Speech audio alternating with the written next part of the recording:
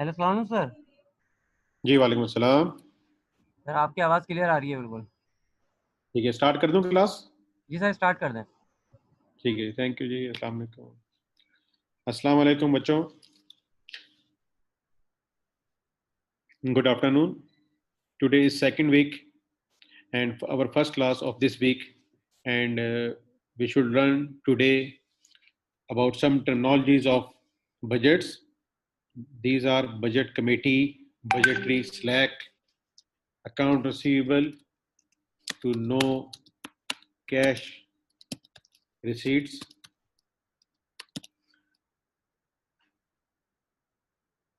likewise accounts payable, to know cash payments,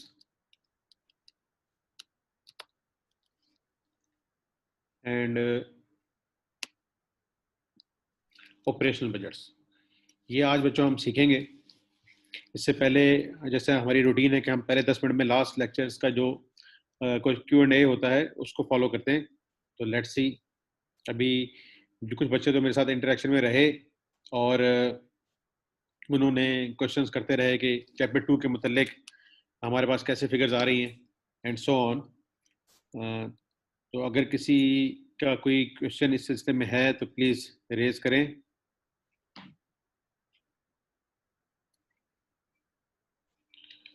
अभी रमज़ान की timing बेटा आपको इन्फॉर्म कर दी जाएगी।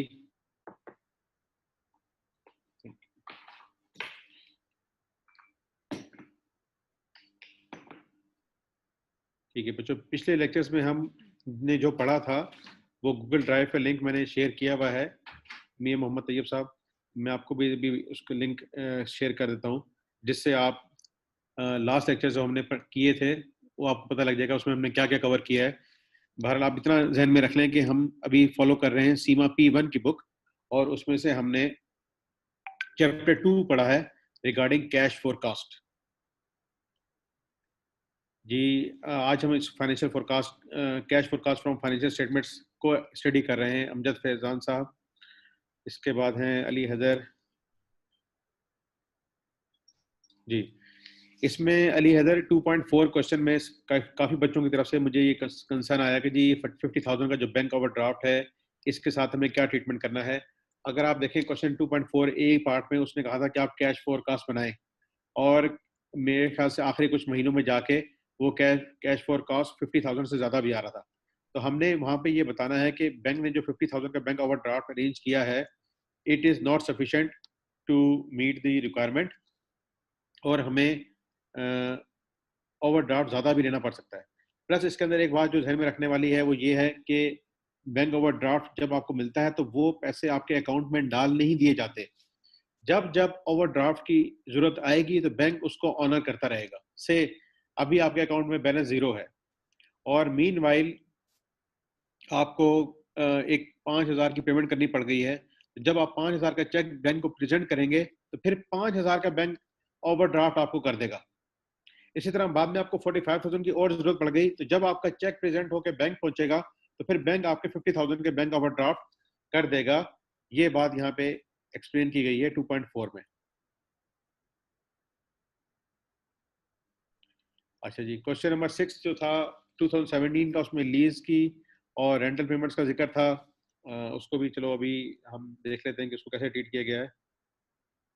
फिर एक क्वेश्चन था क्लियर्ड फंड का। क्लियर्ड फंड्स ये होते हैं कि जो चेक्स आपको से मैंने आपको कोई चेक दिया, आपने अपने बैंक में जमा कराया, और जब आपका बैंक ने मेरे बैंक से पैसे रिसीव करके आपके अकाउंट में डाल दिए तो वो क्लियर्ड फंड है। और अनक्लियर फंड कौन से हैं? जो कि मैंने आपको चेक दिया है लेकिन अभी तक आपके बैंक अकाउंट में वो पैसे ट्रांसफर होकर नहीं आए। एज लॉन्ग एज वो ट्रांसफर होकर आएंगे वो अनक्लियर्ड है, और जब आपके अकाउंट में आ चुके तो वो क्लियर्ड फंड है।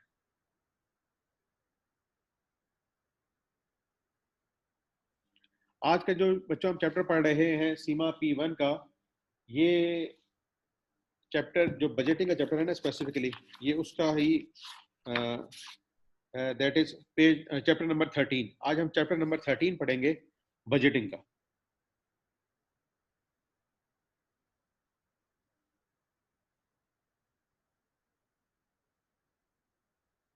जी बेटा, मैं आपको आई कैप के भी पास पेपर्स का क्वेश्चन बैंक से क्वेश्चन कराऊंगा, और इसमें आपको जो आज होमवर्क देते हैं ना, उसमें मिलके कर देते हैं, क्वेश्चन कर देते हैं। मैंने ये होमवर्क आपका रखा हुआ है, इसमें हम कर देते हैं 7th पे कैफ 8 क्वेश्चन बैंक 8.10 एंड 8.7। ये आप क्वेश्चन करें, जो पहले भी शायद मैंने रेफर किए थे, इनको आप करिएगा तो आपको कैश बैलेंस की अच्छी प्रैक्टिस हो जाएगी। ये मैं आपको बता रहा हूँ मोहम्मद बिलाल साहब को। शुएब अरशद साहब, sir I have an issue with 2.3 question. जी बताएं शुएब, क्वेश्चन में क्या इशू है? ओपनिंग इन्वेंटरी निकालेंगे जी, ठीक है ठीक है। अच्छा जी, रिवाइज्ड एंड रोलिंग फोरकास्ट, ठीक है जी। रिवाइज्ड फोरकास्ट ये होता है बच्चों के से आपने जनवरी से लेकर दिसंबर तक के फोरकास्ट बनाए थे, और अब जनवरी पास डाउन हो चुका है, तो अब आप क्या करेंगे, फरवरी से लेके दिसंबर तक के फोरकास्ट को रिवाइज करेंगे, और अगले साल का जनवरी भी उसके अंदर शामिल कर लेंगे। यानी कि आपके पास साइमल्टेनियसली 12 मंथ्स के बजट्स रहने चाहिए। तो जो इस पीरियड के 11 मंथ्स के रिवाइज किए गए वो रिवाइज बजट लाएगा, और अगला जनवरी जो ऐड किया गया वो रोलिंग फोरकास्ट लाएगा। अच्छा जी,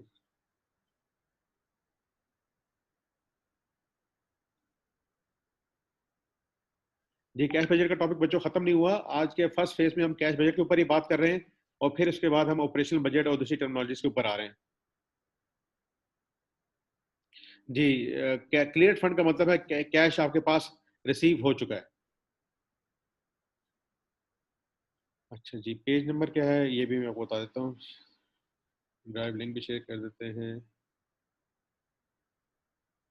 2016 का क्वेश्चन करना है, अच्छा वो भी करा देते हैं। गूगल ड्राइव कैसे 2.3 में कैसे की गई है? अच्छा जी ठीक है, आप ये Q&A में क्वेश्चन पूछ सकते हो। बाकी मेरा अपना व्हाट्सएप नंबर भी सबके साथ शेयर्ड है, मैं दोबारा भी शेयर कर देता हूँ, आप इस पे भी मुझसे क्वेश्चन कर सकते हैं।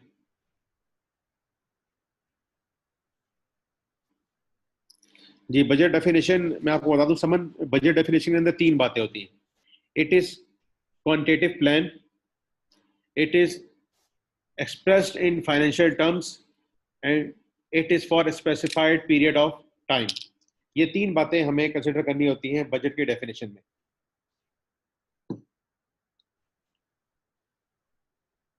ये 355 पेज है।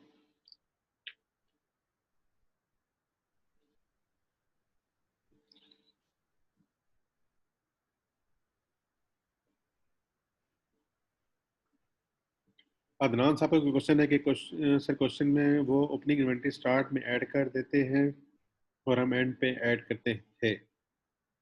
अच्छा, स्क्रीन शो नहीं हो रही आपको है?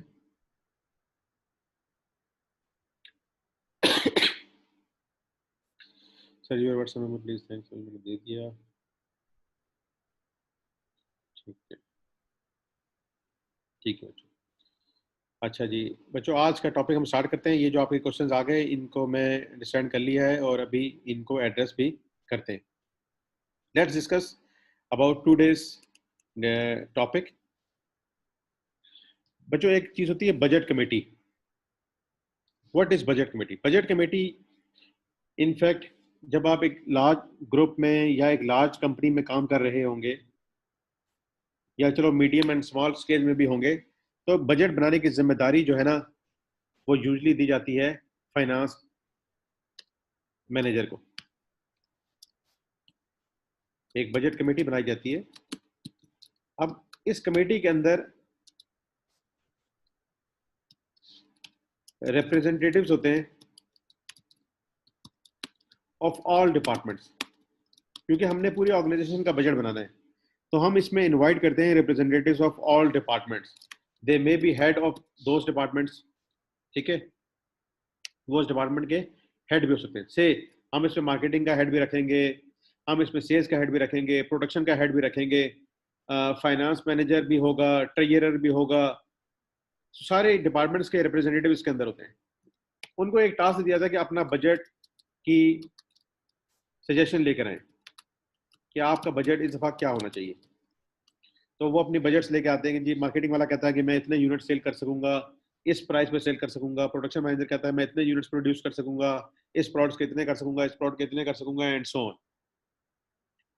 तो फिर क्या होता है कि जिस जो हेड ऑफ कमेटी होता है, हेड ऑफ बजट कमेटी, वो इन सारी सजेशंस को कंपाइल करता है और कंपाइल करने के बाद उनको एक ऐसी फॉर्म में लेकर आता है कि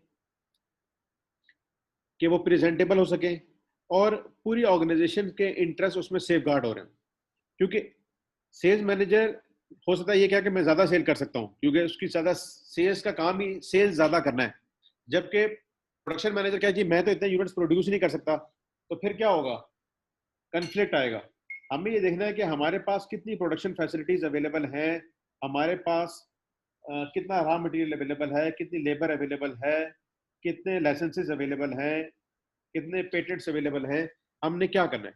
तो हम ये सजेशंस को कंपाइल करते हैं और उसके बाद वेरियस मीटिंग्स की जाती हैं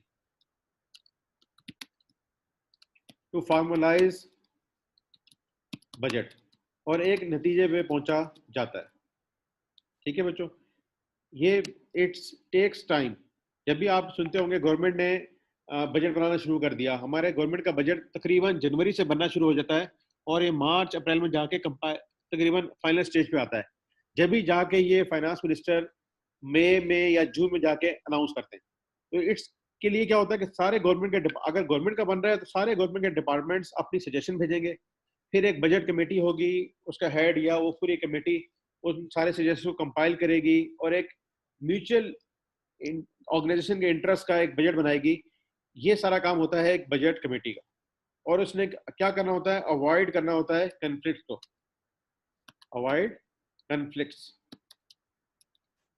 this is the first terminology जो कि आज हमने सीखी है, दैट इज बजट कमेटी। ठीक है बच्चों, फिर दूसरी जो टर्मिनोलॉजी है आज के लिए हमारे लिए वो that is budgetary slack. Budgetary slack ये होता है बच्चों के जो है ना रेवेन्यू मैनेजर,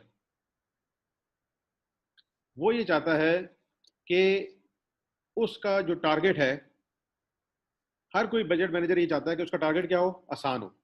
से हम कहते हैं सेल्स मैनेजर है, इसका 2019 का टारगेट था 100 यूनिट्स और उसने 100 यूनिट सेल कर भी लिए। तो जब हमने उसका टारगेट सेट करना होगा 2020 का, तो वो क्या कहेगा कि मुझे ना ऐसा करें 110 यूनिट दे दें, जबकि हम अगर रियलिस्टिक जाके देखें तो हम समझते हैं कि जो उसका एग्जैक्ट टारगेट होना चाहिए ना, वो होना चाहिए 120 यूनिट्स। क्योंकि बजट जो है ना, ये एक टारगेट दे, टारगेट ना बहुत हार्ड हो ना टारगेट बहुत सॉफ्ट हो, बल्कि अचीवेबल हो विद सम एफर्ट्स। ये ना हो कि बस आपके ताल्लुकात हैं, आप बैठे हुए हैं और आपने कहा कि जी 110 यूनिट तो 100 यूनिट तो मैंने पिछले साल सेल किए थे, 110 तो मैं मसला ही नहीं, मैं कर लूंगा। आपने कहा 110, लेकिन आपको थोड़ा सा हमने प्रॉम्प्ट भी करना है, हमने आपको थोड़ा पुश भी करना है और इसी टारगेट को अचीव करने पे आपको कोई रिवॉर्ड भी करना है।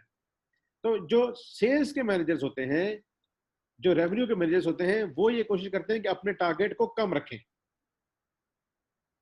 ऑल्दो दे आर सर्टेन के वो 120 को भी अचीव कर सकते हैं, लेकिन वो कहते हैं हम अपना टारगेट नीचे रखेंगे और जब एक्चुअल रिजल्ट्स आएंगे तो हमें शाबाश मिल जाएगी कि हमारा टारगेट तो 110 था और हमने 120 कर लिया। तो जो सेल्स मैनेजर होता है वो ये चाहता है कि अपना टारगेट कम रखे, ताकि जब उसको अचीव करने की अचीव करना पड़े टारगेट को, तो उसको इतना मसला ना हो। और उसने इतना तो समझा था कि 110 तो मैं आराम से कर ही लूंगा, ठीक है, तो इससे ज्यादा कर लिए तो मुझे शाबाश मिलेगी। लेकिन बजट कमेटी को क्या चाहिए कि उसको टारगेट सेट करके दें 120 का, उसको 2020 का टारगेट दें कि आपने 120 यूनिट सेल करने हैं, उसको स्लैकनेस ना दें, इसको बजटरी स्लैक कहा जाता है। This is regarding sales manager. जबकि हम आएंगे जब एक्सपेंस मैनेजर की तरफ, लाइक एडमिन मैनेजर, जिसका काम क्या होता है, खर्चा करना, वो ये चाहता है कि उसका टारगेट क्या रखा जाए, हाई रखा जाए। से 2019 में उसने एडमिन के जो खर्चे किए, एडमिन एक्सपेंसेस, वो थे 200 रुपीज के, ठीक है। उसने कहा कि महंगाई हो जाएगी, फलाना हो जाएगा, मैं ना ऐसा करता हूं कि ना अपना टारगेट रखाता हूं 250 रुपए। क्यों? उसको पता कि अगर इससे कम रहा तो मुझे शाबाश मिलेगी जी कि इसने ना सेविंग की है, तो वो अपना टारगेट हाई लेके आता है। तो जो बजट कमेटी है ना, उसने क्या करना है, उसने देखना है कि भाई कितनी इन्फ्लेशन आ रही है, कितना इम्पैक्ट आना चाहिए। वो हो सकता है कि उसका टारगेट सेट कर दे 220। अब उस एडमिन मैनेजर चाहता है कि उसका टारगेट हाई सेट हो। तो यही बजट कमेटी का काम है कि वो समझे कि what is budgetary slack in it. Admin manager चाहते हैं कि उनका टारगेट हाई सेट हो, और सेल्स मैनेजर चाहते हैं उनका टारगेट लेस सेट हो। This is the concept of budgetary slack. तो बच्चों आज हमने दो कॉन्सेप्ट ये पढ़ लिए। थर्ड कॉन्सेप्ट है हमारा अकाउंट रिसीवेबल से हमने मालूम करनी है कैश रिसीट्स। अकाउंट रिसीवेबल से कैसे कैश रिसीट्स मालूम होती हैं। ओके, इसके लिए हम आएंगे, एक एक्सेल शीट में मैंने अपनी कुछ चीजें बनाई हैं, ये मैंने अपने फोटोज पे शेयर भी की हुई हैं।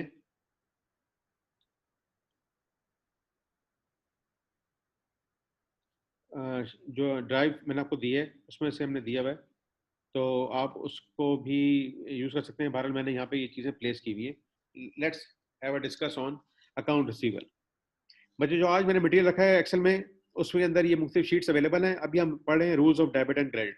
जस्ट एक lighter look on this debit and credits. Accounting में बच्चों दो चीजें होती हैं, debit and credit, and this both are always equal. कोई जनरल एंट्री भी आपकी नहीं हो सकती जब तक ये डेबिट क्रेडिट बराबर ना हो। आजकल के जो लेटेस्ट सॉफ्टवेयर हैं वो एंट्री एक्सेप्ट ही नहीं करते एज लॉन्ग एज आपने उसका डेबिट क्रेडिट बराबर नहीं किया। प्लस इन हमारी अकाउंटिंग में 6 चीजें यूज होती हैं, assets, drawing and expenses, ADE आप उसको याद रख लें, and CLI, capital liabilities and income. Accounting का ये बाय डिफॉल्ट प्रिंसिपल है कि इसके डेबिट साइड पे आते हैं एसेट्स, ड्राइंग एंड एक्सपेंसेस, और क्रेडिट साइड पे आते हैं कैपिटल, लायबिलिटीज और इनकम। कोई भी ट्रायल बैलेंस आप दुनिया का उठा के देख लें, उसके डेबिट में आपको यही मिलेंगे और उसके क्रेडिट में आपको यही मिलेंगे। तो एडीई डेबिट और सीएलआई क्रेडिट। इससे थोड़े से आगे एडवांसमेंट करते हैं। तो बच्चों जब एडीई बाय डिफॉल्ट है ही डेबिट, तो उसके अंदर जब भी कोई इंक्रीज आनी है वो डेबिट ही होगी, और इसके अंदर अगर कोई डिक्रीज आनी है तो वो क्रेडिट होगी। Capital liabilities income by default है ही क्रेडिट, तो जब इसके अंदर इंक्रीज आनी है तो क्रेडिट, और जब डिक्रीज आनी है तो डेबिट। इसी कॉन्सेप्ट को लेके अब हम चलेंगे जो हमने यहां बात की है कि account receivable to know cash receipts. वापस एक्सेल की शीट में आते हैं। इसमें रिसीवेबल का अलग से हमने टैग बनाया, इसको जाके देखते हैं।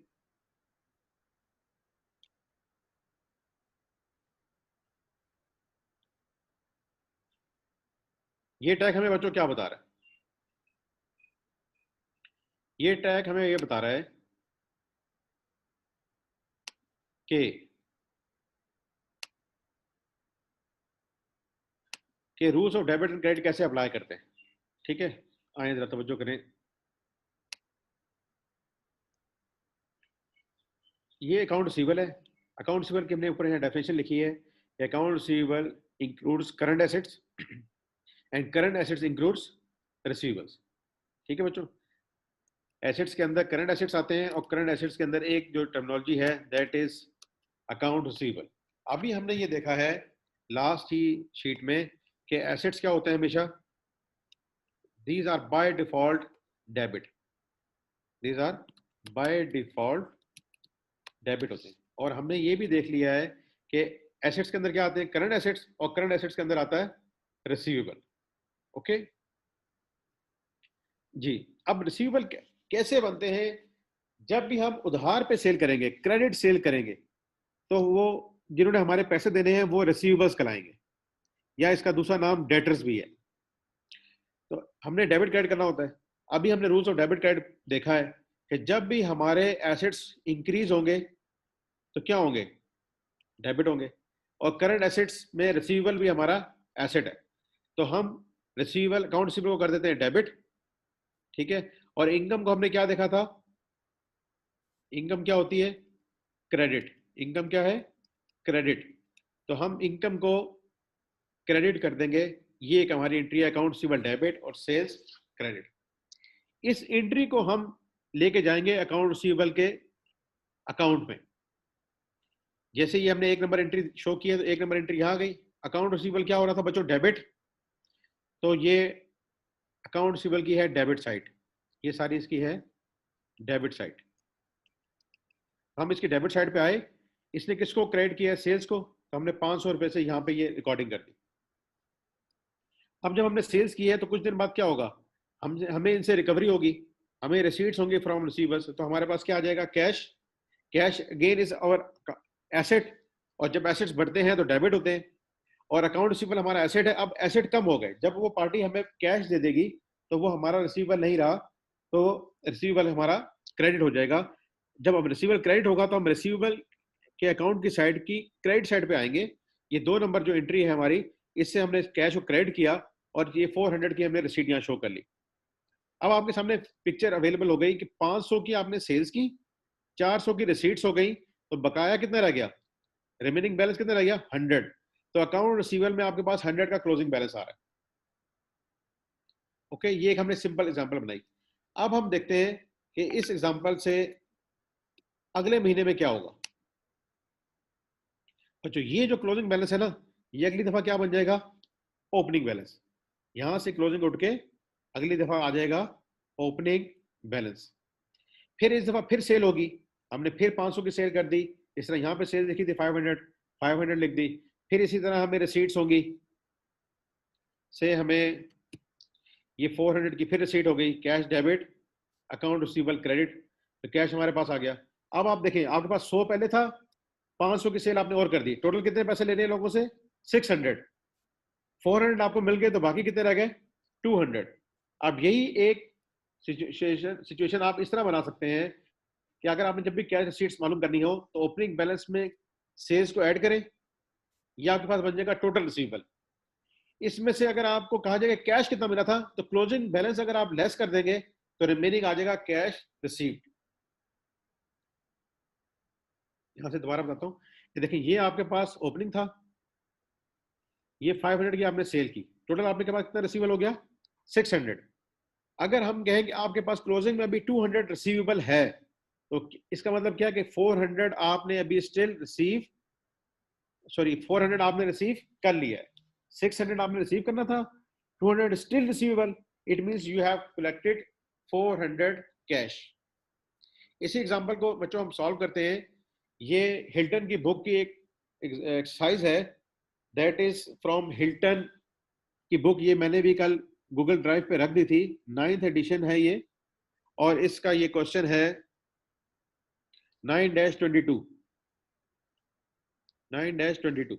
अब आपको इसमें ये कहा जा रहा है कि आपने बतानी है कि क्या कैश रिसीव हुई है फ्रॉम कैश सेल्स, और क्या सेल्स रिसीव हुई है ऑन अकाउंट्स। ऑन अकाउंट्स का मतलब होता है अकाउंट रिसीवेबल से, अप्रैल के महीने में, मई के महीने में, जून के महीने में।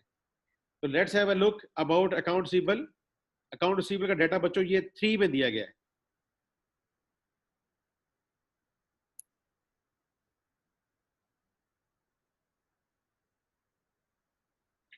बच्चों ये 3 में दिया गया है कि हमारे पास अकाउंट रिसीवेबल का क्या डाटा अवेलेबल है। ठीक है बच्चों, हमारे पास डाटा अवेलेबल है से अगर हम अकाउंट रिसीवेबल का अकाउंट बना लें अप्रैल के महीने में, ठीक है जी, सेल्स ऑन अकाउंट हमने ये की, कलेक्शन ऑफ अकाउंट रिसीवेबल ये है, और अकाउंट रिसीवेबल हमारे पास ये आ रहा है, ठीक। और अप्रैल का महीना है, अच्छा जी, हमने सेल्स की है 80,000 की। अब हमने मालूम करना है इसमें से कैश कितनी सेल्स है, सेल्स ऑन अकाउंट कितनी है, और कैश रिसीट कितना है। अच्छा,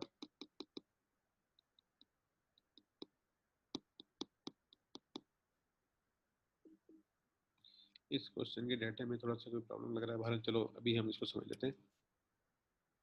जिस तरह बच्चों हमने यहाँ देखा कि हम कैसे मालूम कर सकते हैं, opening plus sales, total receivable हो गया, लेस कर दिया क्लोजिंग बैलेंस, तो हमारे पास आ जाता है कैश रिसीव्ड। अब सेम इसी तरह के एग्जांपल हम जाके लर्न करेंगे regarding accounts payables to know cash payments, कि कैश पेमेंट्स में अकाउंट्स पेबल हमें कैसे मनूवर करना है। इसके लिए हम आते हैं, अकाउंट्स पेबल की एक शीट हमने बनाई है, इसको देखते हैं।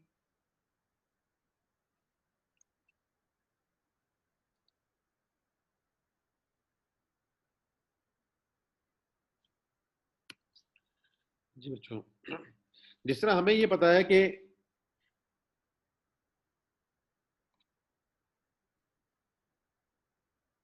assets includes current assets and current assets includes receivables. Likewise, liabilities include current liabilities and current liabilities includes current payables. ठीक है, जिसके अंदर अकाउंट्स पेबल भी आ जाएंगे। ठीक है, इनको अगर हम स्पेसिफिकली कहना चाहें तो अकाउंट्स पेबल भी हम कह सकते हैं। अकाउंट्स पेबल बच्चों वो होते हैं जब आप माल उधार पे खरीदते हो, परचेजेस आप उधार पे करोगे। इसी एक एग्जांपल हम करते हैं। देखिए, अकाउंट्स पेबल हमारी रूल्स ऑफ डेबिट क्रेडिट में जाकर देखा जाए तो ये लायबिलिटी में फॉल करता है, और लायबिलिटीज बाय डिफॉल्ट क्या होती है, क्रेडिट। तो अगर हम पेबल को देखें तो पहले हम करेंगे क्रेडिट परचेजेस। परचेजेस हमारे एसेट्स हैं, एसेट जब इंक्रीज करेंगे तो वो डेबिट हो जाएंगे, और हमने ये माल खरीदा है उधार पे, क्रेडिट पे, तो ये हमारी बन गई liability. Liability by default credit होती है, और जब इसके अंदर इंक्रीज आए तो और क्रेडिट हो जाती है। तो ये हमारी अकाउंट्स पेबल में क्रेडिट साइड पे आए, और ये हुई है परचेजेस की वजह से, तो हमारे पास आ गया 400 हमने अभी पे करने। जब हमने उधार पे माल खरीद लिया तो डेफिनेटली हमने उसको पे भी करना है। तो जब हम पे करेंगे तो हम एंट्री करेंगे पेमेंट्स टू सप्लायर्स को। ठीक है, सप्लायर को जो पेमेंट करनी है, तो अकाउंट्स पेबल हमारी लायबिलिटी है। अब लायबिलिटी हो गई कम, और हम क्रेडिट कर देंगे कैश को। तो अकाउंट्स पेबल जब लायबिलिटी कम होती है तो वो डेबिट हो जाता है, और कैश हो जाएगा क्रेडिट। तो हम यहाँ पे अकाउंट्स पेबल टू कैश की एंट्री कर दी। अब अगर हम देखना चाहें कि हमारे ऊपर क्या लायबिलिटी है, तो हमने परचेजेस की थी 400 की, पेमेंट कर दी 300 की, तो क्लोजिंग बैलेंस कितना आ गया, 100।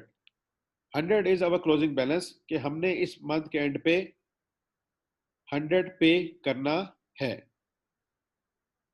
ओके,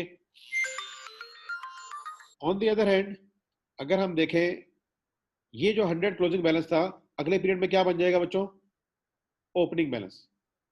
ये अगले पीरियड में बन जाएगा ओपनिंग बैलेंस। प्लस फर्दर हमने 400 की परचेजेस कर दी, अब हमने कितना पेमेंट करनी है, 500। और अगर हम कहें फिर हमने 300 की पेमेंट कर दी है, तो क्लोजिंग बैलेंस कितना हो गया, 200। तो हमने 100 पहले पे करना था, 400 की और परचेजेस कर ली, टोटल हो गया 500, 300 पे कर दिया, तो रिमेनिंग रह गया 200। अब अगर हमारे क्वेश्चन में ये तीन बातें बता दी जाए बच्चों, this one, this one and this one, तो आप ये कैश की फिगर निकाल सकते हैं। जब चार बातों में से तीन बातें आपको बताई जाएंगी, तो एक बात जो मिसिंग है वो आप मालूम कर सकते हैं। कैसे, 100 प्लस 400 आपने पे करने टोटल 500, उसमें से क्लोजिंग बैलेंस को लेस कर देंगे, इसका मतलब है कि 300 आपने कैश पे किया है। यही बात यहाँ पे आ जाएगी कि अगर आपने कैश पेमेंट निकालनी है तो opening balance add purchases, total payable हो गया 500, इसमें से लेस कर दें क्लोजिंग बैलेंस, तो आपके पास आ जाएगा कैश पेमेंट 300। तो बच्चों, आज हमने ये चार चीजें स्टडी की हैं। One is budget committee, other is budgetary slag, Third is to know the cash receipts from account receivable and to know the cash payments in accounts payable. Account receivable को मैं एक दफा रिपीट भी कर देता हूं. देखें यहां पे आपके पास ये 3 फिगर्स गिवन है. हमसे कर लेते हैं. हमें ओपनिंग बैलेंस भी दिया गया है, हमें क्रेडिट सेल्स भी दी गई है और हमें क्लोजिंग बैलेंस भी दे दिया गया. जब ये 3 फिगर्स आपके पास अवेलेबल होंगी तो चौथी फिगर जो है ना आप मालूम कर सकते हैं. वो कैसे? ओपनिंग हमने कितना लोगों से रिसीव करना था, क्रेडिट सेल्स हमने फर्दर सेल्स कितनी कर दी, टोटल हो गया बच्चों 600. एंड पे आ रहा है कि 200 रुपए भी हमने रिसीव करने हैं. इसका मतलब है कि इस पीरियड में हम 400 रिसीव कर चुके हैं. तो बच्चों ये थोड़े सा चीजें हैं जो आपके साथ आज के लिए स्टडी करनी थी इन द फर्स्ट फेज. ठीक है. ये क्वेश्चन थोड़ा सा मुझे इसकी डाटा को दोबारा देख लेता हूँ और इसको आपके साथ में और क्वेश्चन हम अभी देख लेते हैं. इसको भी थोड़ा सा डिस्कस कर लेते हैं. चलो वो क्वेश्चन थोड़ा सा हो गया था, इसको भी देख लेते हैं. This is exercise number 9-25 from Hilton 9th edition. ठीक है. ये सिर्फ आपको बताना चाह रहा हूँ कि कैसे कैश फ्लो का पैटर्न चलता है. ठीक है.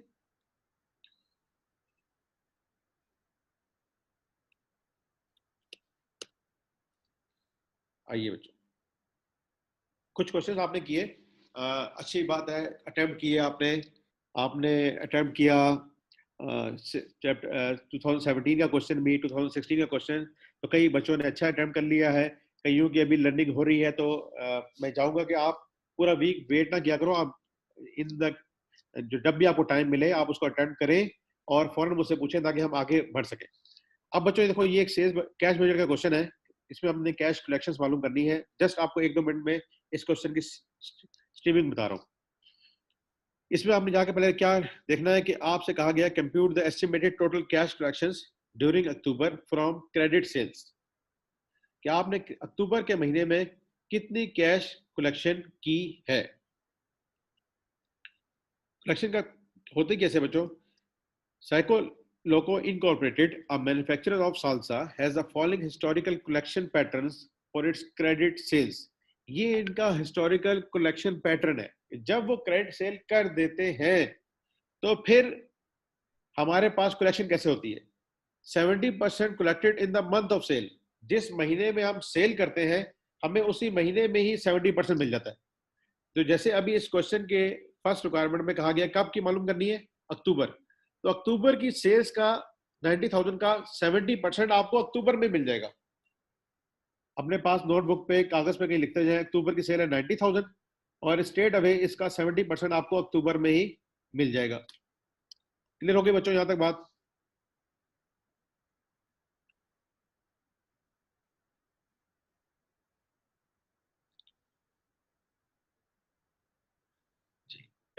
इसके बाद अगर हम देखें 15% collected in the first month after sale.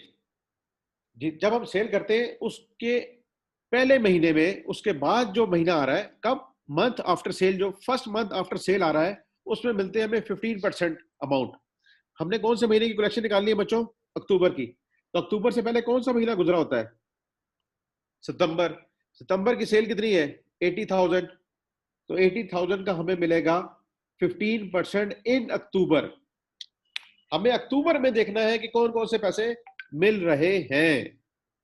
10% collected in the second month after sale.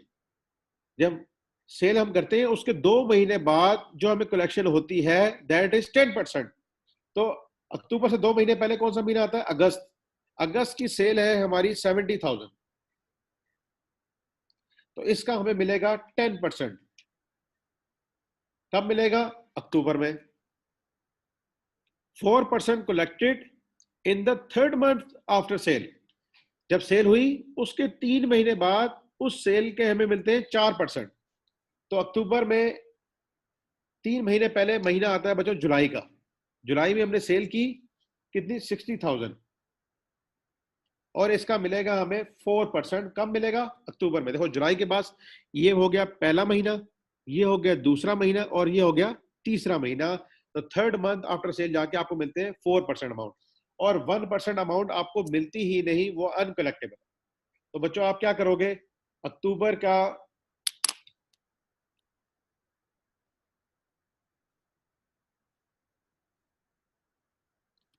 Collection हमने अक्टूबर में निकालनी है।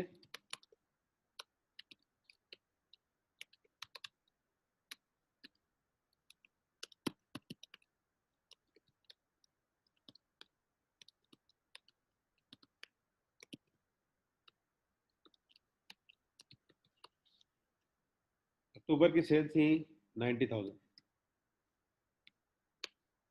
इसकी 80,000, इसकी 70,000 और इसकी 60,000। इसका हमें मिलेगा 70%, इसका मिलेगा 15%, इसका मिलेगा 10% और इसका मिलेगा 4%।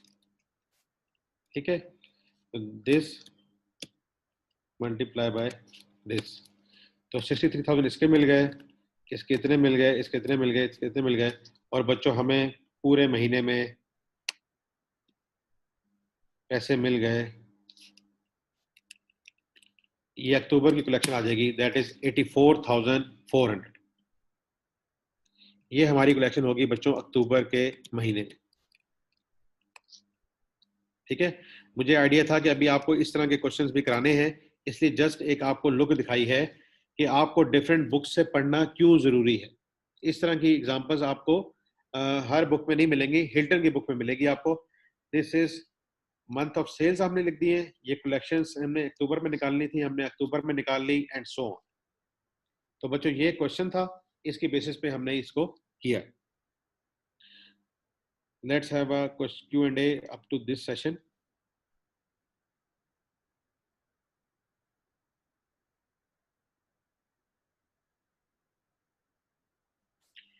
जी बेटा, आपके मेरे स्टूडेंट्स का फोकस आउट नहीं होगा, ये मुझे आपको सजेस्ट कर रहा हूँ कि P1 में आपको इस तरह की एग्जांपल्स नहीं मिलेंगी, दैट्स वाई आपको डिफरेंट बुक्स रेफर की जाती हैं, और मैं आपको ये सारी बुक्स गूगल ड्राइव पे प्लेस कर रहा हूँ। ओके, तो आप इससे वरी ना करें, आप ज्यादा बुक्स ना अरेंज करें, जस्ट एक एग्जांपल जो मैं आपको बता रहा हूँ आप उसको फॉलो कर लें और वहां से देख लें।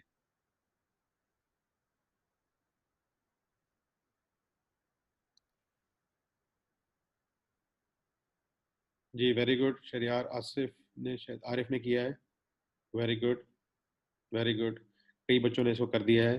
ठीक है बच्चों, बजटरी स्लैक में ये होता है कि जो रेवेन्यू मैनेजर्स होते हैं वो ये चाहते हैं कि उनका टारगेट ना कम रखा जाए, क्योंकि उनको पता है कि हमने ये टारगेट अचीव कर लेना है, वो अपना टारगेट कम रखना चाहते हैं। जबकि एक्सपेंस मैनेजर जो है ना, वो अपना टारगेट ज्यादा रखना चाहते हैं कि ज्यादा एक्सपेंस का टारगेट हो, और अगर हमने कम में काम कर लिया तो कॉस्ट सेविंग हम शो कर देंगे और हमें शाबाश मिल जाएगी। रेवेन्यू मैनेजर कहता है कि मैं से हमने कहा कि 110 यूनिट्स वो सेल कर सकता था, लेकिन वो कह रहा नहीं मेरा टारगेट 100 ही रख दें, ये कर दें वो कर दें, बड़ा मुश्किल है, इस दफा ये कोरोना आया हुआ फलाना है। बजट में टारगेट हायर देना होता है। ठीक है,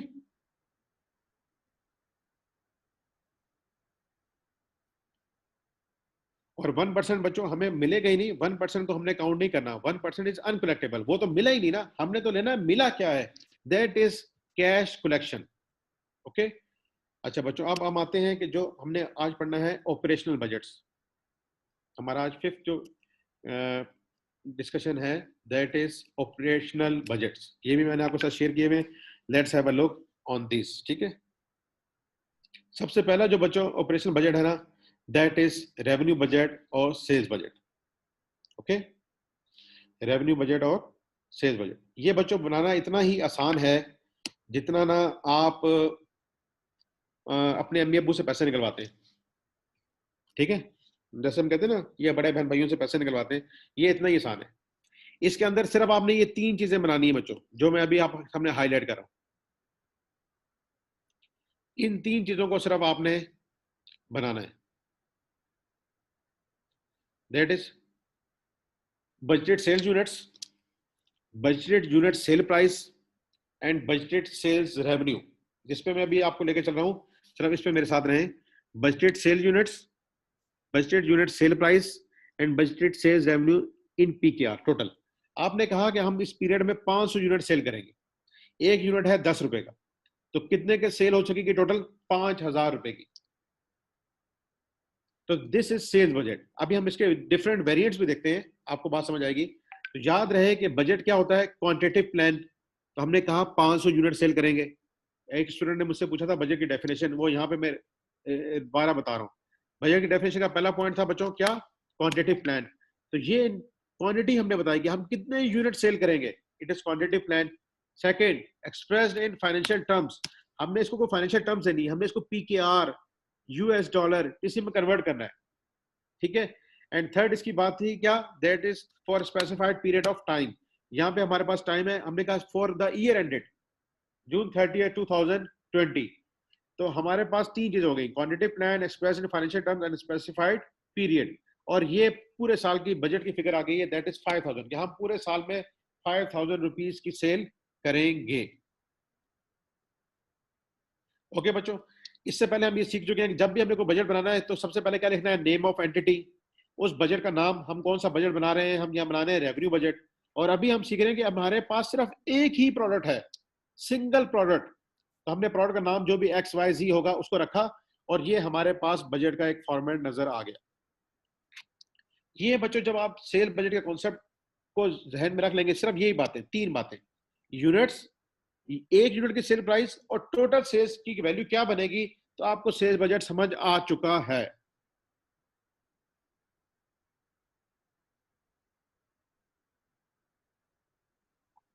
जी, ये मैंने कहा है कि name of entity common for all, name of entity and name of budget, ये आपने हर बजट के ऊपर टाइटल में ये लिखना है, हर क्वेश्चन में लिखना है। फिर अगर सिंगल प्रोडक्ट है तो ये प्रोडक्ट एक्स आ जाएगा। आगे चलते हैं। अब बच्चों ये था पूरे साल का बजट। हम चाहते हैं नहीं हमारे पास मंथ वाइज बजट भी हो, तो बड़ा आसान है, जस्ट अभी आप देखें आपके सामने आ जाता है।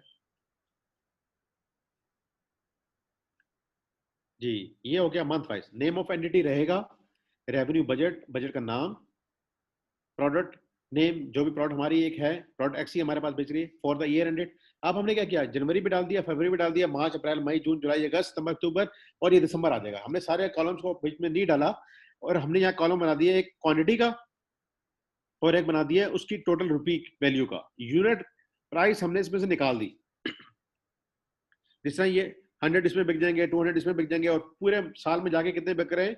500। जिस तरह यहाँ पे आपके सामने आ रहे थे कि हम 500 यूनिट्स को सेल कर रहे हैं, ये थे पूरे साल में एक दफा हमने शो किया हुआ था, और यहाँ पे हमने मंथ में उसको ब्रेक कर दिया, एंड नथिंग एल्स।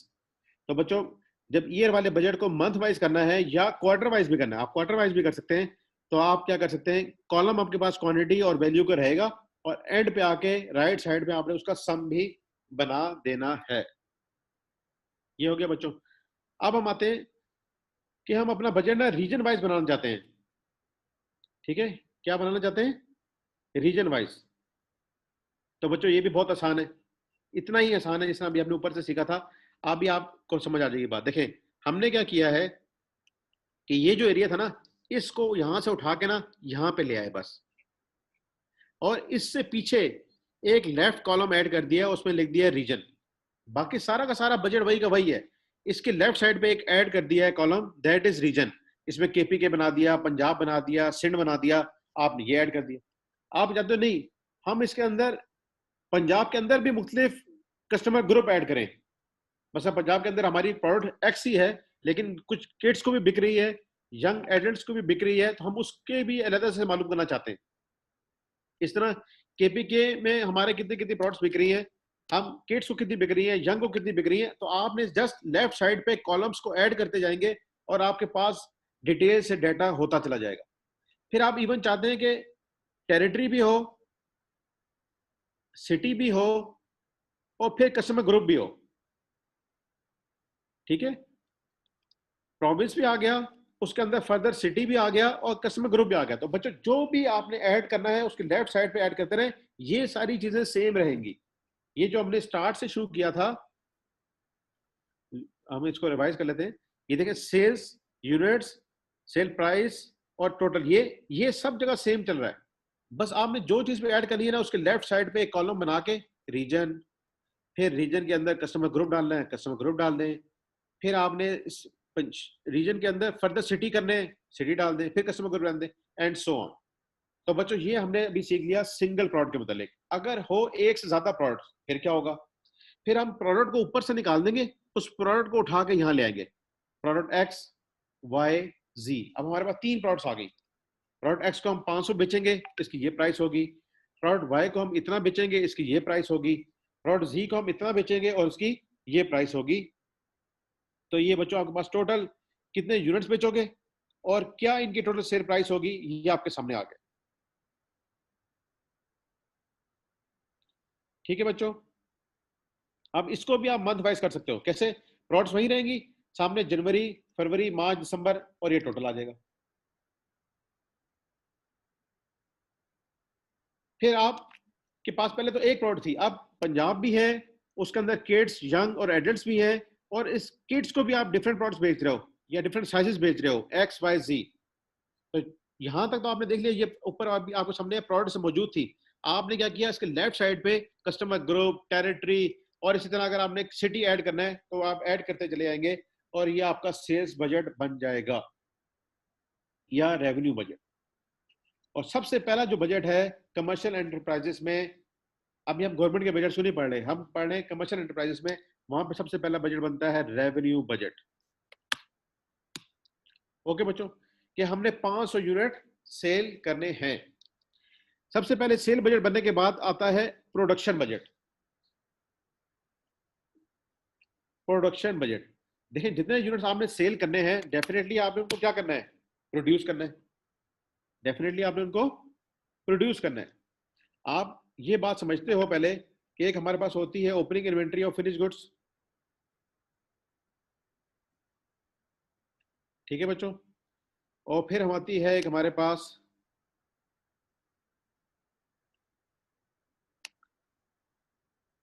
प्रोडक्शन। तो हमारे पास टोटल कितने यूनिट्स हो गए अवेलेबल फॉर सेल? 50,000। पहले हमारे पास से जीरो, हमने 50,000 की प्रोडक्शन की, टोटल हमारे पास अवेलेबल फॉर सेल हो गए 50,000। अगर हमने सारे के सारे सेल कर दिए तो क्लोजिंग क्या बचेगा? जीरो। ठीक है। इसको हम यूं भी देख सकते हैं बच्चों, जो ऊपर वाली अभी हमने एग्जांपल देखी,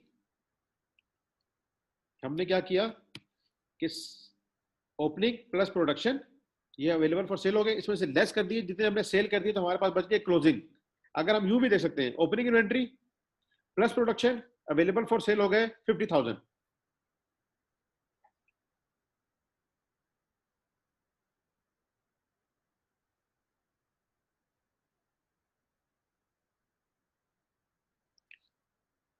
अवेलेबल फॉर सेल हो गए 50,000।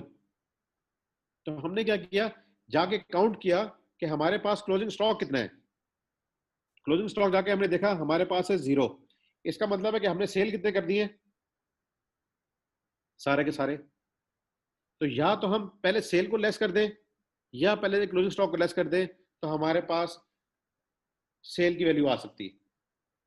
लेकिन हमने निकालना क्या है, आज हम क्या पढ़ रहे हैं, दैट इज प्रोडक्शन बजट। हमने मालूम तो करनी है प्रोडक्शन, हमने मालूम करनी है प्रोडक्शन, यही तो हमें मालूम नहीं है। तो इसका मालूम करने का बच्चों हम वाइस वर्सा कर सकते हैं। दैट इज, हमें पता है कि हमने जब भी कोई बजट बनाना है तो लिखना है नेम ऑफ एंटिटी। हमने लिखना है जो बजट बना रहे हैं उसका नाम। से हम बना रहे हैं प्रोजेक्ट, प्रोजेक्ट एक्स का, प्रोडक्ट एक्स का, और ये फॉर द ईयर एंडेड है, इस जनवरी फरवरी दिसंबर तक हमने सारा लिख लिया। अब हमने कहा कि हमने सेल कितने यूनिट्स करने हैं, अभी हमने लास्ट क्वेश्चन देखा था, हमने कहा था 500 हमने सेल करने। ओके। हम चाहते हैं कि मंथ एंड पे हमारे पास कोई इन्वेंट्री हो ही ना, मंथ एंड पे हमारे पास कोई इन्वेंट्री हो ही ना। तो क्या होगा बच्चों, हमें टोटल यूनिट्स कितने चाहिए होंगे? 500।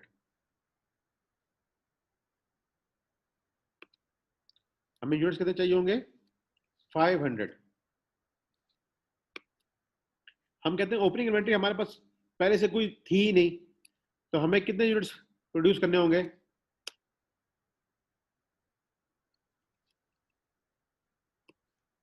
500। This is the desired production. आप सपोज करते हैं कि हमने फरवरी में भी 500 सेल करने थे, और ओपनिंग में हमारे पास पहले से 100 पड़े हुए हैं, तो हमें कितने प्रोड्यूस करने होंगे बच्चों? 400। और ये कैसे आएगा? हम कहते हैं क्लोजिंग हमने कुछ नहीं रखना, तो हमें कितने चाहिए? सेल के टोटल यूनिट्स रिक्वायर्ड है 500, 100 हमारे पास पहले से थे, तो हमें 400 की प्रोडक्शन करनी पड़ेगी। लाइकवाइज हम कहते हैं जी हमने 500 सेल करने, और एंड पे हम चाहते हैं कि हमारे पास 100 यूनिट मौजूद हो, चलो 200 कर लेते हैं। तो हमें कितने यूनिट्स बनाने पड़ेंगे? 700, क्योंकि 500 तो हमने कर देने हैं सेल, और 200 हम चाहते हैं कि क्लोजिंग इन्वेंट्री में हमारे पास हो, जब दिसंबर आए तो हमारे पास 200 यूनिट्स ऑफ फिनिश गुड्स मौजूद हो। तो मुझे कितने यूनिट चाहिए? 700। और अगर मेरे पास पहले से कोई भी नहीं था तो मुझे कितने प्रोड्यूस करने पड़ेंगे? 700। अगर पहले से मेरे पास थे 100 यूनिट तो मुझे प्रोड्यूस करने पड़ेंगे 600। अगर मेरे पास थे पहले से 250 तो मुझे प्रोड्यूस करने पड़ेंगे 450। तो प्रोडक्शन यूनिट्स मालूम करने का तरीका क्या है? Sales units add desired closing inventory, ये आपके पास आ जाएंगे टोटल यूनिट्स रिक्वायर्ड, इसमें से आप लेस करते हैं opening inventory of finish goods, तो आपके पास आ जाएगी डिजायर्ड प्रोडक्शन।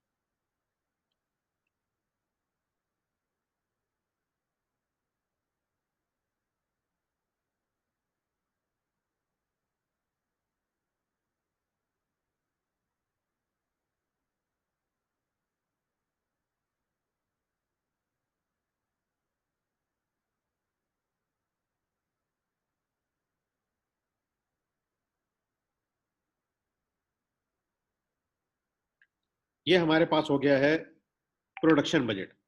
इस प्रोडक्शन बजट से ये पता लगा है कि आपने कितने यूनिट्स बनाने हैं। पहले आप बनाते हैं सेल्स, कि आप कितने यूनिट सेल करेंगे, उनको सेल करने के लिए आपने कितने यूनिट्स प्रोड्यूस करने हैं। अगर आपके पास क्लोजिंग इन्वेंट्री में भी कुछ रखना नहीं चाहते, ओपनिंग में भी कुछ रखना नहीं चाहते, तो आपको 500 ही बनाने पड़ेंगे।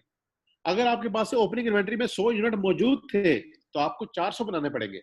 और आप चाहते हैं कि एंड पे हमारे पास 200 यूनिट मौजूद हों, और शुरू में 100 यूनिट थे, तो आपको 600 यूनिट और बनाने पड़ेंगे। अब इसके बाद आते हैं हम मटेरियल के बजट की तरफ। मटेरियल के अंदर बच्चों दो किस्म के बजट बनते हैं। One is direct material usage budget and other is direct material purchase budget. तो पहले हम यूजेज बजट को समझते हैं। आपको पता है कि आपने 500 यूनिट्स की प्रोडक्शन करनी है।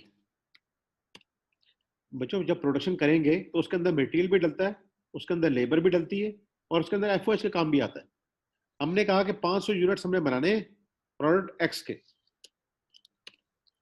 और हर एक में 2 किलोग्राम चीनी डलेगी। कितनी चीनी डलेगी?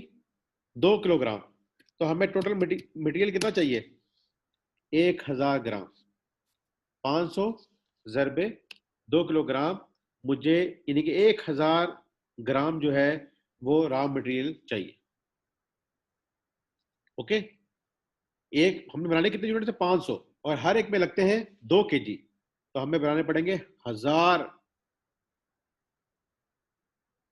केजी हमें रॉ मटेरियल चाहिए। यानी कि ये हमारी रॉ मटेरियल की यूजेज आ जाएगी। ओके, अब बच्चों जब रॉ मटेरियल की यूजेज आ गई तो रॉ मटेरियल को हमें कहीं से खरीदना भी तो पड़ेगा ना। उसे कहते हैं रॉ मटेरियल या डायरेक्ट मटेरियल परचेज बजट। इसको भी देख लेते हैं।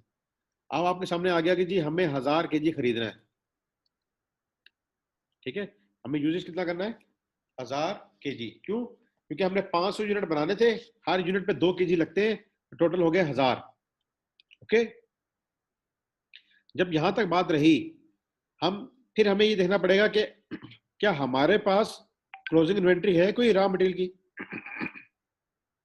हम कहते हैं कोई नहीं है, ना हमारे पास ओपनिंग इन्वेंट्री है। तो हमें कितना मटेरियल खरीदना पड़ेगा? 1000 ही खरीदना पड़ेगा, क्योंकि ना मेरे पास, हम रॉ मटेरियल को एंड पे रखना चाहते हैं, ना रॉ मटेरियल ओपनिंग में हमारे पास है, तो हमें 1000 ही खरीदना पड़ेगा। फिर जो डायरेक्ट मटेरियल परचेज बजट होता है ना बच्चों, वो होता है इन क्वांटिटी भी, यानी कि इन केजी भी होगा, एंड इन पी के आर भी होगा, क्योंकि हमारा बजट जो है ना वो किसमें बनता है? फाइनेंशियल टर्म्स में, इन फाइनेंशियल टर्म्स। अब 1000 केजी खरीदना है, और 1 केजी आता है 5 रुपए का। ठीक है, तो हमें कितने का खरीदेंगे माल हम? 5,000 रुपए का माल हमें खरीदना पड़ेगा, 5,000 रुपए का माल खरीदना पड़ेगा। तो ये आपके पास बच्चों बन गया raw material usage and raw material purchase budget, raw material usage and raw material purchase budget. अगर आप इसको एक जगह भी बनाना चाहें तो बन सकता है, दैट इज डिजायर्ड प्रोडक्शन। कोई भी आप ले लें, रॉ मटेरियल हर एक यूनिट पे कितना लगेगा, हमने कहा से यहाँ पे डिजायर्ड प्रोडक्शन हमने ले ली 50,000, हर एक यूनिट पे लगेगा 2, तो 50,000 इंटू 2 100,000। हम कहते हैं क्लोजिंग इन्वेंट्री हमारे पास रॉ मटेरियल की होनी चाहिए 10,000, ओपनिंग इन्वेंट्री हमारे पास है 20,000, तो हमें 90,000 खरीदना पड़ेगा। और एक आता है 5 kg का, तो 90,000 इंटू 5 450,000 रुपीज का हमें रॉ मटेरियल खरीदना पड़ेगा। बच्चों इसके बाद आते हैं लेबर पे। जब हमें यह पता लग गया कि हमने कितने यूनिट्स की प्रोडक्शन करनी है, से हमने कहा हमने 500 यूनिट्स की प्रोडक्शन करनी है, तो उस पर स्किल्ड लेबर के कितने आवर लग रहे हैं 2, तो हमारे पास कितने आवर हो जाएंगे, हमें स्किल्ड लेबर के चाहिए 1000 घंटे और अनस्किल्ड लेबर के कितने चाहिए 1 घंटा। हम इसको पे करते हैं 3 पर आवर, या चलो करते हैं 300 पर आवर, इसे कर देते हैं 100 पर आवर। तो दिस इज हमें जो लेबर कॉस्ट आएगी दैट इज 350,000। हमने जो ये यूनिट्स बनाने हैं इनके ऊपर हमारी कॉस्ट आएगी 350,000। तो बच्चों लेबर बजट बड़ा आसान है। कैसे, आपको पता है कितनी प्रोडक्शन करनी है, इस प्रोडक्शन को करने के लिए हमें आवर्स कितने चाहिए। देखें हमने जब प्रोडक्शन करानी है हमें रॉ मटेरियल भी चाहिए, हमें लेबर भी चाहिए। हमारे पास 2 किस्म की लेबर है, से एक है स्किल्ड लेबर, एक है अनस्किल्ड लेबर। इसके हमें चाहिए 2 घंटे एक यूनिट को बनाने के लिए, इसके चाहिए 1 यूनिट। टोटल आवर्स आ गए। इनको हम पे क्या करते हैं रुपये में, हम इसको पे कर रहे हैं 300, इसको पे कर रहे हैं 100, तो that is labour cost 300,000 and 50,000। ये बच्चों हो गया लेबर। फिर इसके बाद आता है एफओएच। जिस तरह लेबर था ना, सेम एफओएच है। क्या, हमारे पास प्रोडक्ट है एक्स, हमने यूनिट्स प्रोड्यूस करने हैं 500, हमारी फैक्ट्री के आवर्स लगेंगे इसमें 3, तो टोटल आवर्स कितने हो गए, फैक्ट्री में काम करेंगे ना लेबर 1500, और हमारा एफओएच का रेट है, अभी हम ये मार्जिनल ऑप्शन में जाके पढ़ेंगे, से ये हमारा रेट है 150 का। तो हमारी एफओएच की कॉस्ट बच्चों बड़ी आसानी से आ जाएगी, दैट इज 22,000 225,000। तो this is FOH budget. Okay, one is material, material भी कहां से आ रहा है, प्रोडक्शन से सारा, सेल से बना प्रोडक्शन, प्रोडक्शन से बना है मटेरियल, मटेरियल से बनी है लेबर, लेबर से बना है एफओएच, और जब आप मटेरियल लेबर एफओएच को जमा कर देंगे तो ये आपको बन जाएगा manufacturing cost budget, that is manufacturing cost budget. इसमें बच्चों देखो फिर नेम ऑफ एंटिटी हमेशा आएगा, कौन सी प्रोडक्ट है वो आएगा, कौन सा बजट बना रहे हैं वो आएगा, किस पीरियड का बना रहे हैं वो आएगा। इसमें हमने 2 डिफरेंट वो कर दिए कि अगर 1,20,000 यूनिट बने तो हमारी कॉस्ट क्या है, 1,25,000 बने तो हमारी कॉस्ट क्या है, मटेरियल कॉस्ट 1 यूनिट पे कितनी है, लेबर कॉस्ट 1 यूनिट पे कितनी है, वेरिएबल ओवरहेड कॉस्ट 1 यूनिट पे कितनी है, फिक्स कॉस्ट टोटल में होती है, फिक्स्ड ओवरहेड कॉस्ट।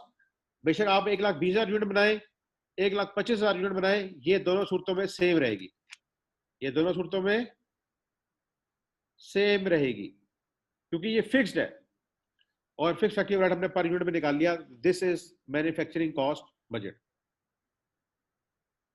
अच्छा बच्चों, आज हमने ये कॉन्सेप्ट पढ़ने थे, budget committee, budgetary slag, cash collection from accounts receivable, cash collection from accounts payable and operational budgets. तो आपके लिए आज प्रैक्टिस मटेरियल ये अवेलेबल है, आप इसको करें। कल मैं इस प्रैक्टिस मटेरियल को भी, और जो लास्ट टाइम मैंने आपको पेपर्स कहे थे वो हम डिस्कस करेंगे, क्योंकि कुछ बच्चों को 2016 के पेपर में प्रॉब्लम आ रही है, वो हम कल आपके साथ डिस्कस कर लेंगे।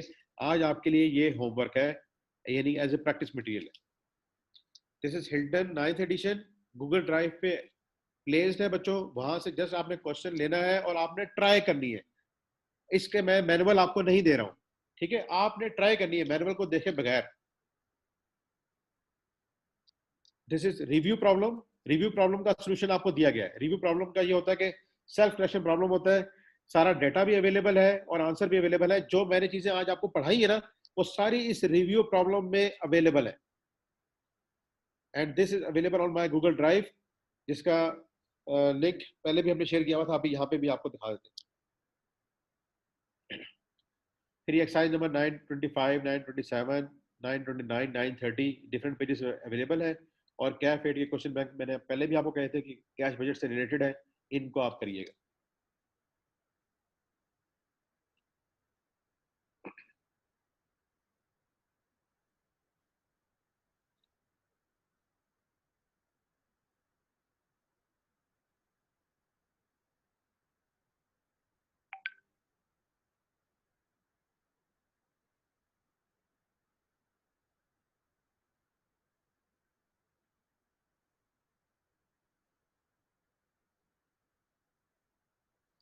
ठीक है बच्चों, गूगल ड्राइव पे जो लिंक है वो भी मैं आपको दिखा देता हूँ, भी यहीं पे ले आते हैं ताकि ये गूगल ड्राइव का लिंक था, इसको क्वेश्चन आंसर में भी हम प्लेस कर देते हैं ताकि आप लोग वहाँ से भी इसको देख सकें।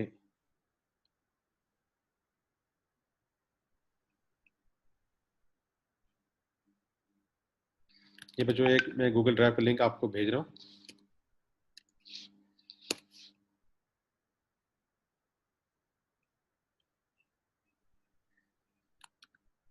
सारे इसको पिक कर लो, और ये गूगल ड्राइव पे हिल्टन की बुक वगैरह भी रख दी गई है। ठीक है, आगा साहब ने रेज किया है हैंड। आगा साहब कोई Q&A में आज अगर आ जाए तो रेज हैंड से यहाँ पे मसला हल नहीं होता।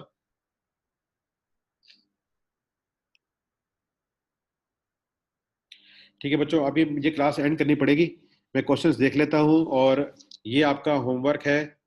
ठीक है, जो हमने आज आपको दिया है for practice, this is this is from Hilton. ठीक है, डिफरेंट बुक से इसलिए देना पड़ रहा है बच्चों ताकि आप वेल प्रिपेयर्ड हो जाओ, वेल इक्विप्ड हो, आप फर्स्ट टाइम में क्वालिफाई कर सको। सिर्फ एक किताब से पढ़ा तो आपका इतना माइंड ब्रॉड नहीं होगा। Just to have a test of understanding of language, कैसे वर्डिंग यूज होती है, उनके क्या प्रॉब्लम हो सकते हैं, तो मैं आपको इस यहाँ से बड़ी सिंपल से आपको लगेगा सबसे आसान बुक है ही हिल्टन, गैरिसन नोरिन से भी आसान लगेगी आपको। आप अगर कुछ भी ना किया ना बच्चों आज, तो कम से कम रिव्यू प्रॉब्लम कर लेना आज, रिव्यू प्रॉब्लम 9th एडिशन। और ये गूगल ड्राइव हमारे यहाँ पे मैं प्लेस भी कर देता हूँ, ये गूगल ड्राइव का लिंक भी मौजूद है। और ये मेरा नंबर भी मैं अपना लिख देता हूँ कि अगर किसी को लिंक नहीं भी मिल रहा तो मेरा नंबर व्हाट्सएप पे अवेलेबल है, आप मुझसे इस पे भी कांटेक्ट करके गूगल ड्राइव लेनी है, कोई और बात डिस्कस करनी है, क्वेश्चन नंबर करने हैं, तो ये मेरा नंबर अवेलेबल है।